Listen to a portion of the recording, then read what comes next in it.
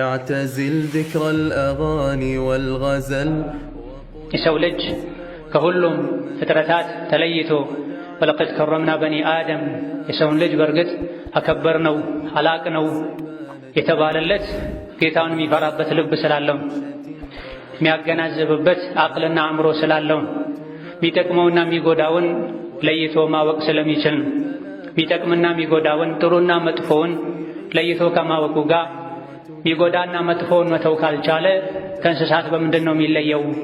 ለዚህም ነው አላህ በተከበረው ቃሉ የሰው ልጅን ያማረ አፈጣጠር ከነገረም በኋላ ثم رددناه أسفل سافلين إلا الذين آمنوا وعملوا الصالحات ያለው። واتق الله فتقوى الله ሞት ከየት እንደሚመጣ መቼ እንደሚመጣ ማናችንም አናውቅ። ጥጉ የዱንያ ህይወት ጥጉ ሞት፣ ከዛ በኋላ ሌላ ህይወት አለ ማያባራ ወይም በሰላም በደስታ አልያ ደግሞ በስቃይና በሰገገን ቢጠብቀን ህይወት አለ። በእኛና በዚህ ህይወት መካከል ያለው ግርዶ ሞት ነው። ሞት ደግሞ ይህ ነው የሚባል ወጥ የሆነ ምልክቶቹ ሳይታዩ አይመጣም የሚያስብል ምልክት የለም። ወጣቱንም አዛውንቱንም ደልቶት የሚኖረውንም ከፍቶት የሚኖረውን መልካም እቅዶች ያሉትም ምንም እቅድ የሌለውም ከሞት አንፃር እኩል ነው። ስንትና ስንት ወንጀሎች አላህ የሚጠላቸው ነገሮች ከጥፍር እስከ ፀጉራችን ሞልተውን ሞትን ምንረሳ አኼራን ምንረሳ ቸላ ምንል ከሆነ አላህ የሰጠንን አቅል በአግባቡ አልተጠቀምንም ማለት ነው። የትኛውም ሰዓት ላይ ሞት መጥቶ ሊወስድ እንደሚችል ስንዘነጋ ጠባያችን ይበላሻል። ከላይ ነው የሚመጣው፣ ከታች ነው፣ ከግራ ነው፣ ከስር ነው። የተለያዩ አደጋዎች ትናንትና ከኛ ሲስቅ ሲጫወት የነበረ ሰው ማታ በሞት በተኛበት ሞቶ በማግስቱ ናቅበር ልትባል ልንባል እንችላለን። ይህ የእኛ ዕጣ ፈንታ ሊሆን ይችላል። በዚህ ልክ ሞት አለብኝ የሚል ሰው አይኑን ይጠብቃል፣ መላሱን ይጠብቃል፣ ጆሮውን ይጠብቃል፣ ብልቱን ይጠብቃል፣ ሆዱን የሚበላው የሚጠጣውን ይጠብቃል። ከሸሪዓ አያፈነግጥም። እኔ መንገደኛ ነኝ፣ አንድ ቀን ከምሄድበት ልደርስ እችላለሁ ልንል ይገባል። ኢና ሊላሂ ወኢና ኢለይሂ ራጂዑን ማለትም ይሄው ليس من يقطع طرقا بطلا إنما من يتقي. إن الحمد لله نحمده ونستعينه ونستغفره ونعوذ بالله من شرور أنفسنا ومن سيئات أعمالنا من يهده الله فلا مضل له ومن يضلل فلا هادي له وأشهد أن لا إله إلا الله وحده لا شريك له وأشهد أن محمدا عبده ورسوله. يا أيها الذين آمنوا اتقوا الله حق تقاته ولا تموتن إلا وأنتم مسلمون. يا أيها الناس اتقوا ربكم الذي خلقكم من نفس واحدة وخلق منها زوجها وبث منهما رجالا كثيرا ونساء واتقوا الله الذي تساءلون به والأرحام إن الله كان عليكم رقيبا. يا أيها الذين آمنوا اتقوا الله وقولوا قولا سديدا يصلح لكم أعمالكم ويغفر لكم ذنوبكم ومن يطع الله ورسوله فقد فاز فوزا عظيما. أما بعد فإن أصدق الحديث كتاب الله وخير الهدي هدي محمد صلى الله عليه وعلى آله وأصحابه وسلم تسليما كثيرا وشر الأمور محدثاتها فإن كل محدثة بدعة وكل بدعة ضلالة وأوصيكم ونفسي بتقوى الله يا عباد الله فاتقوا الله تعالى حق التقوى وراقبوا ربكم في السر والنجوى وتزودوا للآخرة واعلموا أن خير الزاد التقوى. يا الله باروچوي الله يزاكم بمتازز يكلكلاچهم بمكلكل ሁሌም በሁሉም ነገር ላይ በሁሉም ቦታ ላይ ይገባውን ፈራቻ ፍሩት። ለአኼራ ስንቅ ያዙ። ከስንቆች ሁሉ በላጭ ስንቅ አላህን ተባረከ ወተዓላ መፍራትን። አላህ የሰው ልጆችን የፈጠራቸው እዚህ ዱንያ ላይ ለተወሰነ ጊዜ ቆይተው ወደ አኼራ እንዲሄዱ። ዱንያ ዘላለማዊ መኖሪያ ምድርና ሀገር አይደለችም፣ ጠፊ ናት። እንደምትጠፋ ሁላችንም እናውቃለን። ነገር ግን ጠፊነቷን የሚያውቅን ሰው አይነት ሥራ አንሰራም። ነገ እንደምንሞት ነገ ከምድር ስር እንደምንሆን ከማወቃችንም ጋር የምንሰራው ሥራ ያለን ሁኔታ ሞት የሌለበት አላህ ፊት ሒሳብ የማይጠብቀው ሰው ሥራ ነው የሚመስለው ብዙዎቻችን። ጥቂት አላህ ያዘነላቸው ሰዎች ሲቀሩ የሰው ልጅ ከሁሉም ፍጥረታት ተለይቶ ወለቀድ ከረምና በኒ አደም የሰውን ልጅ በርግጥ አከበርነው አላቅነው የተባለለት ጌታውን የሚፈራበት ልብ ስላለው፣ የሚያገናዝብበት አቅልና አእምሮ ስላለው፣ የሚጠቅመውና የሚጎዳውን ለይቶ ማወቅ ስለሚችል ነው። የሚጠቅምና የሚጎዳውን ጥሩና መጥፎውን ለይቶ ከማወቁ ጋር የሚጎዳና መጥፎውን መተው ካልቻለ ከእንስሳት በምንድን ነው የሚለየው? ለዚህም ነው አላህ በተከበረው ቃሉ የሰው ልጅን ያማረ አፈጣጠር ከነገረም በኋላ ثم رددناه أسفل سافلين إلا الذين آمنوا وعملوا الصالحات ያለው የሰው ልጅ አፈጣጠሩ ውስጡም ውጩም ያማረን፣ ውጩን የሰውነት አካላቶቹ መሰካካት ባለባቸው መልኩ መሰካት ያለባቸው ቦታ ላይ ሰክቶ ገጥሞ አላህ ፈጥሯል። የሰው ልጅ እጁ እዚህ ጋር ባይሆን ይሻል ነበር፣ እግሩ እዚህ ጋር ባይሆን ይሻል ነበር፣ ለሰው አፈጣጠር የተሻለ ገጽታ ነበረው የሚል ማንም የለም። ለቀድ ኸለቅናል ኢንሳነ ፊ አሕሰኒ ተቅዊም ብሏል ጌታ አላህ። ሰው ልጅን ባማረ አቋቋም፣ ባማረ ቁመና፣ በተስተካከለ ገጽታ ፈጥረነዋል ብሏል። ይህ ውጩን ነው። ውስጡን በተመለከተ ደግሞ ለሰው ልጅ አላህ ልብን ሰጥቷል፣ አቅልን ሰጥቷል። የሰው ልጅ የሚመዘነው ትልቅነቱ የሚታወቀው በአቅሉን ማሰብ በመቻሉን ማገናዘብ በመቻሉን የሰውን ልጅ ውስጡንም ውጩንም አሳመረን አስተካክለን ፈጥረነዋል። ይሄን አላህ የሰጠውን መሳሪያ በአግባቡ ተጠቅሞ አላህ ዘንድ ትልቅ የሚሆንበትን መልካም ሥራ ከሠራ የሰው ልጅ ሙሉነቱ የተሟላ ይሆናል። ክብሩ እየጨመረ ይሄዳል። መጨረሻ ላይ የጀሃነምን ድልድይ ከጀርባው ትቶ ጀነት ሲገባ በሰላም የጀነት ምድር ላይ መኖር ሲጀምር ትልቅነቱ የተሟላ የተረጋገጠ ዘላቂ ይሆናል። ነገር ግን አላህ አቅል ሰጥቶሳል፣ ልብ ሰጥቶሳል፣ አይን ጆሮ ሰጥቶሳል። በእነዚህ መሳሪያዎች መጠቀምን ትቶ የሚጠቅምና የሚጎዳውን ከማወቁ ጋር አኼራውን ችላ ያለ ስብዕናውን ያጎደለ እንደሆነ ከእንስሳት ሁሉ የበለጠ ወራዳ ይሆናል። እንስሳት የቂያም ቀን ሂሳብ አይጠብቃቸውም፣ ምርመራ አይጠብቃቸውም። እዚሁ ዱንያ ላይ ይበላሉ፣ ይጠጣሉ፣ ለባለቤታቸው አገልግሎት ይሰጣሉ። እንስሳትን ለሰው ልጅ መጠቃቀሚያ አድርጎን አላህ የፈጠራቸው። እነሱ እንኳ በደመ ነፍስ የሚያውቋቸው ነገሮች አሉ። ወደ ገደል አይሄዱ፣ የሚጎዳቸውን ሳር አይበሉ፣ አሽትተው ቀምሰው ይተዋሉ። የሰው ልጅ ወንጀል መርዝ ነው እየተባለ ከአላህ ያጣላል እየተባለ ዱንያንም አኼራንም የሚያበላሸው ወንጀል ነው እየተባለ ልቡ ያወቀ ወንጀልን ይዳፈራል፣ ከአላህ ይጣላል። መጥፎነቱን ከማወቁ ጋር ጎጂነቱን ከማወቁ ጋር ዛሬ ነገ ከነገ ወዲያ የሚቀጥሉ ዓመት ላይ እንዲህ ሳደርግ እዚህ ደረጃ ስደርስ እያለ እድሜውን በወንጀል ይጨርሳል። እንስሳት የማያደርጉትን ያደርጋል። በዚህም ثم رددناه أسفل سافلين ተብሏል። አቅል ሰተነው፣ ልብ ሰተነው፣ አይን ሰተነው፣ ጆሮ ሰተነው፣ መመከር የሚችልበት እድሜ ሁሉ አኑረነው። የሚጎዳውን ነገር አኼራ ዱንያው የሚያበላሽበትን ነገር የሚያደርግ የሰው ልጅ ከበታቾች ሁሉ የበታች ይሆናል ተብሏል። ለዚህም ነው የቂያም ቀን ወንጀለኞች፣ ሙጅሪሞች፣ አኼራን፣ ሂሳብን፣ ምርመራን የረሱ ሰዎች ያ ለይተኒ ኩንቱ ቱራባ የሚሉት፣ ያ ለይተና ኑረዱ ወላ ኑከዚበ ቢአያቲ ረቢና ወነኩነ ሚነል ሙእሚኒን የሚሉት። እዚህ የተሰጣቸውን እድል በአግባቡ ያልተጠቀሙ፣ አይን እያላቸው በአይናቸው የሚጠቅምን ያላዩ፣ ጆሮ እያላቸው በጆሮአቸው የሚጠቅምን ምክር ያልሰሙ፣ በልባቸው ስለ አኼራ ያላሰቡ፣ እውር ደንቆሮ የነበሩ ጋፍሎች፣ የተፈጠሩለትን ዓላማ የዘነጉ ሰዎች የቂያም ቀን ምነው ወደ ዱንያ አንዴ በተመለሰን ከሙእሚኖች ሆነን እንመለስ ዘንድ ይላል። ያ ለይተኒ ኩንቱ ቱራባም ይላል፣ አፈር በሆንክ ይላል፣ እንስሳ በሆንክ ይላል። ያ እንዳይመጣ የሰው ልጅ ዘውትር እኔ ማን ነኝ? ወዴት ነው የሄድኩ ያለሁት? ያለፈውን ህይወቴን እድሜን 10 ዓመታቶቼን በምን አሳለፍኩ? ቀሪውንስ በመልኩ ነው ማሳለፍ ያለብኝ ሊል ይገባል።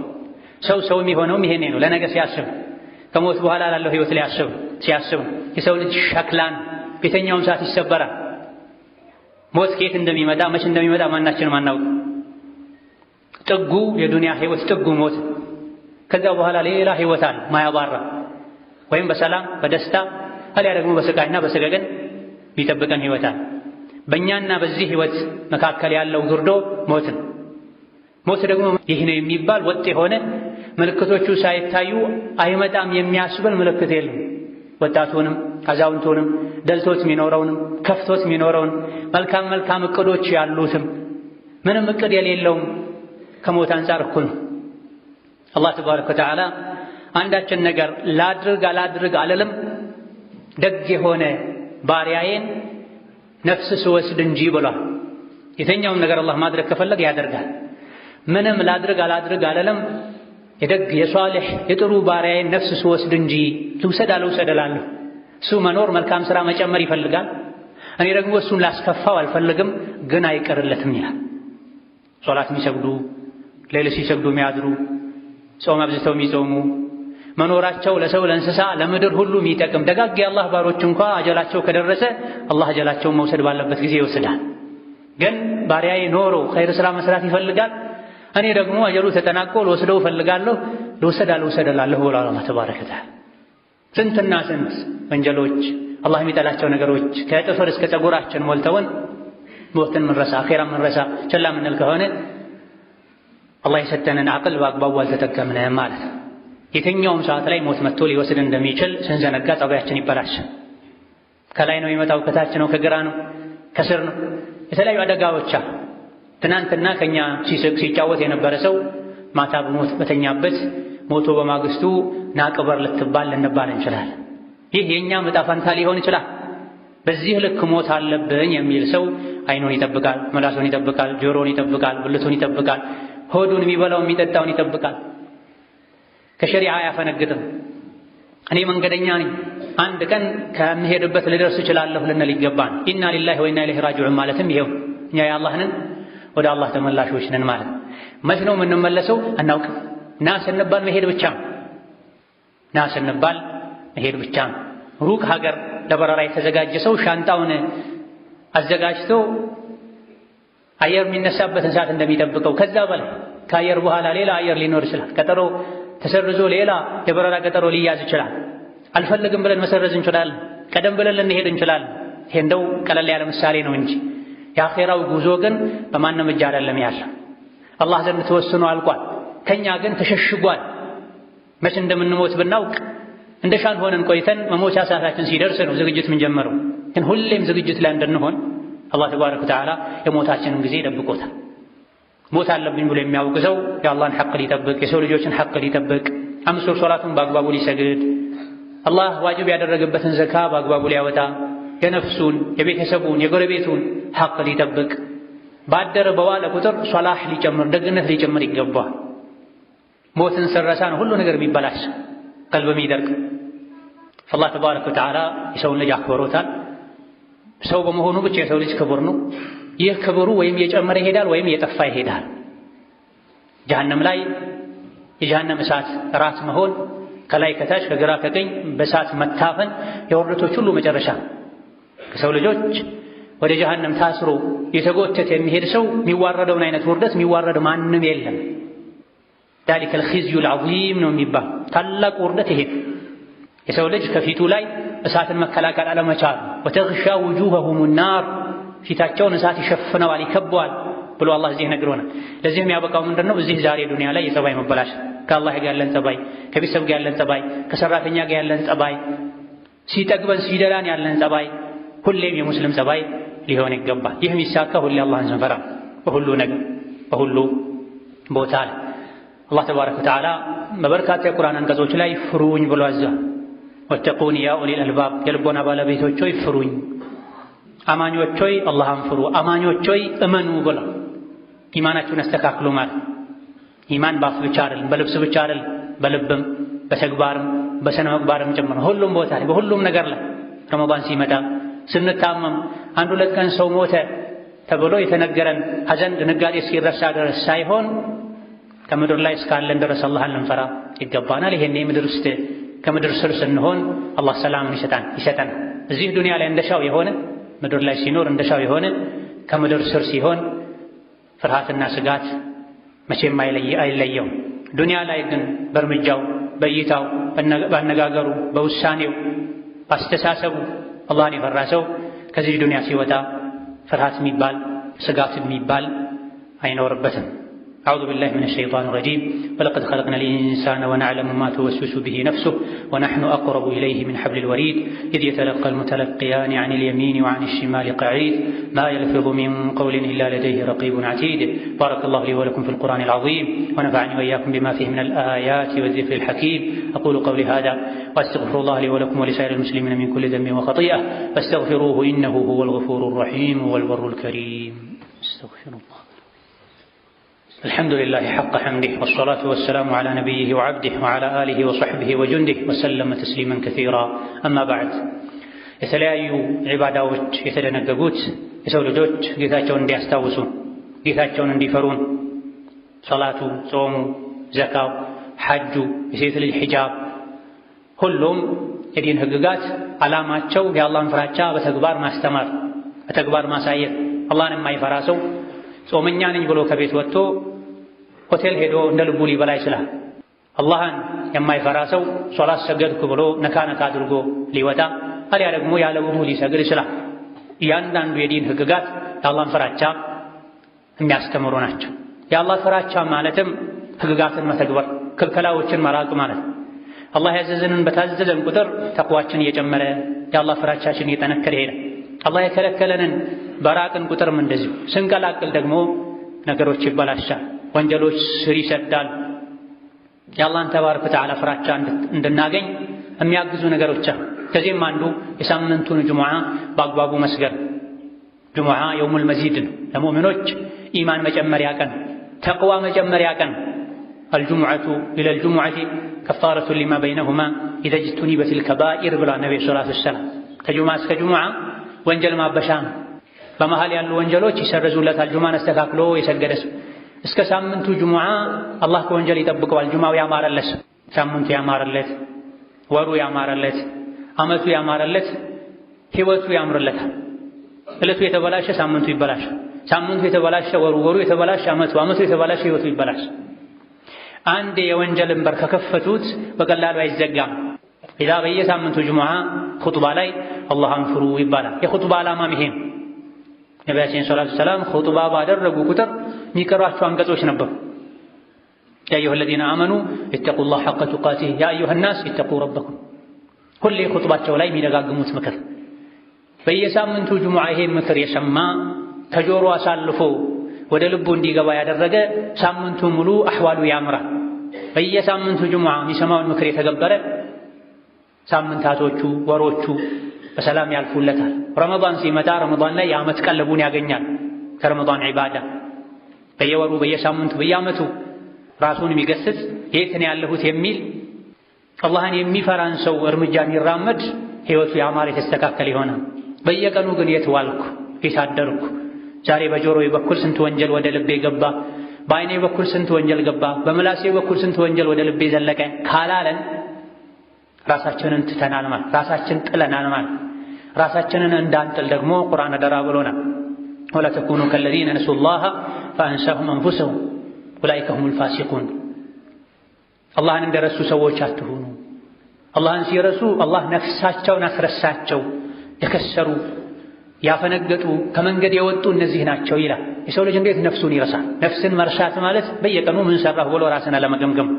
ዛሬ 5 ወቅት ሶላትን በጀማዓ በታዘዝኩት መሰረት አንድ ረካ እንኳ ሳያልፈኝ ሰግጃለሁ፣ መስፈርቱን አሟልቼ የቤተሰብ ግዴታ ተወጥቻለሁ፣ በምላሴ ማንንም አልዘለፍኩም፣ አልሰደብኩም፣ አልዋሸሁም፣ አላማሁም፣ በዓይኔ መጥፎ አላየሁም። ኸይር ከሆነ አልሐምዱሊላህ የነገው ሌላ የተሻለ አድርግልኝ። አጥፍተን ከሆነ በዛው ከመተኛታችን በፊት ይቅር በለኝ ላለፉ ከቀጣዩ ጠብቀኝ በሉ ማለት ነው። ወልተንዙር ነፍሱ ማ ቀደመት ሊገድ ማለት ለነገ ምን ሰራች እያንዳንዷ ነፍስ ራሷን ትጠይቅ። ለነገ ምን ሰራሁ ዛሬ እንዴት ዋልኩ የማይል ሰው ራሱን ረስቷል ማለት ነው። ራሱን የሰራ ሰው ፋሲቅን ከጌታው መንገድ የወጣ። ሁሌም ነፍስ ክትትል ትፈልጋለች። ሕፃን ልጅ ወላጆቹ ከሚያደርጉለት ጥበቃ በላይ ነፍሳችን ጥበቃ ትፈልጋለች። ሕፃን ወላጅ እናቱ ካልጠበቀችው፣ ሞግዚቱ ካልጠበቀችው ለአደጋ ከሚጋለጠው በላይ ነፍሳችንን እኛ በዐቅላችን በኢማናችን በእውቀታችን ሰብረን ካልያዝናት ገደል ታስገባለች። እነ ነፍሰ ለአማረቱን ቢሱ የሰው ልጅ ነፍስ በመጥፎ የምታዝናት ወደ ሸር የምትገፋፋናት የምትጎተጉትናት ሸይጣን ተጨምሩ። ከሩቁ ጠላት በላይ የእኛ ጠላት ነፍስና ሸይጣን ናቸው። ነፍስና ሸይጣኑ ላይ ድል የተቀዳጀ ነፍስያውን ያሸነፈ አላህን በመፍራቱ ምክንያት ሸይጣን የፈራው እሱ አይደፈርም ያለለት ሰው በሰላም መኖር ይችላል። ካልሆነ ግን ሁሌም ጦርነት ላይ ነው ያለን። ስራ እንደሌለበት ሰው ባዶ እጃችንን ልንኖር አይገባም። የሙስሊም ትልቅ መሳሪያው የአላህ ፍራቻ። በሁሉ ነገር አላህ የሚፈራ ሰው ሸይጣን አይደለም ራሱን ጥላውን ሁሉ ይፈራል ተብሏል። በሁሉ ነገር አላህ የሚፈራ ሸሪዓ የሚያከብር ጥንቃቄ የተሞላበት ህይወት የሚኖር በሐራምና በሱ መሃል የሐላል አጥር የሚያጥር ይሄ የሚፈቀድ ነው። ነገር ግን አሟጥጬ ከተጠቀምኩት ወደ ሐራም ይወስደኛል ብሎ ወራዕ ያለው ጥንቃቄ ያለው ሐራምን በሩቁ የሚፈራ ለዲኑ አጥር የሚያጥር ለእያንዳንዱ ነገር ነገ አላህ ፊት ሲጠየቅ ይሄን መልስ እሰጣለሁ ብሎ የሚያደርግ ጥንቁቅ ሰው ጌታውን አብዝቶ የሚፈራ ሰው ሸይጣን ጥላውን ይፈራል፣ አይደፍረውም እሱም። ነገር ግን ሸይጣን ያመጣለትን ሐሳብ ሁሉ እየጋለ በመሄድ አላህ የሚያስቆጣ ሸይጣን ይጫወትበታል። ይህ እንዳይሆን በየሳምንቱ ጁሙዓ አላህን ፍሩ ስንባል አስታውሰን አላህን ልንፈራ። አላህን መፍራት ማለት በምላስ እንደሚቀለው እንዳልሆነ ልናውቅ በሁሉም ነገር ከገንዘብም ጋር ከስሜትም ጋር ከነፍስ ሐቅም ጋር በተያዙ ነገሮች ሁሉ ጌታችንን ልንፈራ ይገባናል። በየሳምንቱ ጁሙዓ የሚገኘውን በረከት ለማግኘት የጁሙዓን አደብ ልንጠብቅ ይገባናል። ጁሙዓ በጊዜ መግባት፣ ንጹህ ልብስ መልበስ፣ ገላ መታጠብ፣ ሽቶ መጠቀም፣ መፋቂያ መጠቀም፣ ከኢማሙ ቅርብ መሆን፣ ዚክር፣ ዱዓ፣ ሶላት ላይ ኢማም እስኪወጣ ድረስ ማሳለፍ፣ ከጎናችን ያሉ ሰዎች ለማስቸገር፣ የሰው ትከሻ እየተራመዱ ወደፊት ለፊት ለመሄድ አለመሞከር፣ እነዚህና መሰል አዳቦችን መጠበቅ ሳምንቱን ሙሉ ይጠብቀናል። ጁሙዓ እስከ ጁሙዓ መሀል ላይ ላለው ወንጀል ማበሻ ነው። ከበባድ ወንጀሎች ከተራቁ ጎላ ነብዩ ሰለላሁ ዐለይሂ ወሰለም ወንጀል የሌለበት ሰው ሐሰናት አላህ ይጨምርለታል። ጁሙዓችን በትክክል ከተሰገደ ለቀጣይ ጁሙዓም ይጠብቀናል ከወንጀል። ሱረቱል ካህፍን የቀራ ሰው ካለበት እስከ ካዕባ ድረስ አላህ ኑር ይሰጠዋል። እስከ ቀጣዩ ጁሙዓ ኑር ይሆንለታል ተብላ። ሱረቱል ካህፍ አንድ የጁሙዓ ስነ ስርዓት ነው። ጁሙዓ በጊዜ የገባ ሰው ሱረቱል ካህፍ አያልፈው። ሱረቱል ካህፍን መቅራት ብርሃንን እንድናገኝ ያደርጋል። አላህ ብርሃን የሰጠው ሰው አላህ የሚወደውና የሚጠላውን በብርሃኑ አማካኝነት ለይቶ ማወቅ ይችላል። አይኑ ሳይሆን ልቡ ያይለታል። ጁሙዓ ቀን በአግባቡ የሰገደ አልካህፍ ሱረቱል ካህፍን የቀራ አላህ ኑርን ያደለው ሳምንቱን ሙሉ ኑሩ ያበረለታል።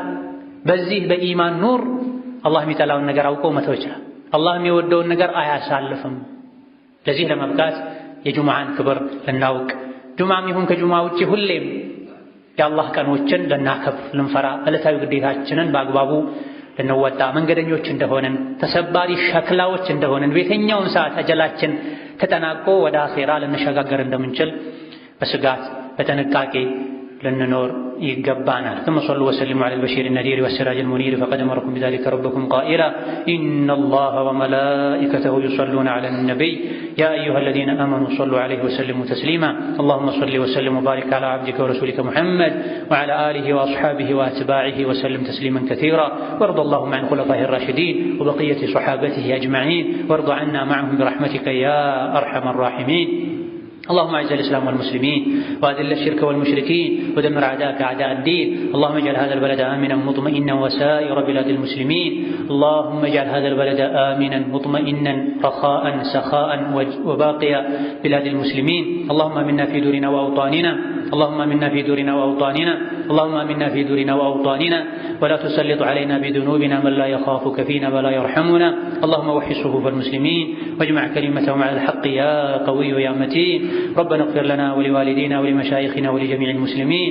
اللهم ارحم موتانا وموتى المسلمين. اللهم ارحم موتانا وموتى المسلمين. اللهم ارحم موتانا وموتى المسلمين. اللهم فرج هم المهمومين ونفس كرب المكروبين وقض الدين عن المدينين برحمتك يا ارحم الراحمين. ربنا هب لنا من ازواجنا وذرياتنا قرة اعين واجعلنا للمتقين اماما. اللهم اجعلنا هداة مهتدين غير ضالين ولا مضلين. اللهم اجعلنا هداة مهتدين غير ضالين ولا مضلين. اللهم إنا نسألك الهدى والتقى والعفاف والغنى. اللهم إنا نسألك الهدى والتقى والعفاف والغنى. اللهم إنا نسألك فعل الخيرات وترك المنكرات وحب المساكين وأن تغفر لنا وترحمنا برحمتك يا أرحم الراحمين. ربنا آتنا في الدنيا حسنة وفي الآخرة حسنة وقنا عذاب النار. آمين والحمد لله رب العالمين.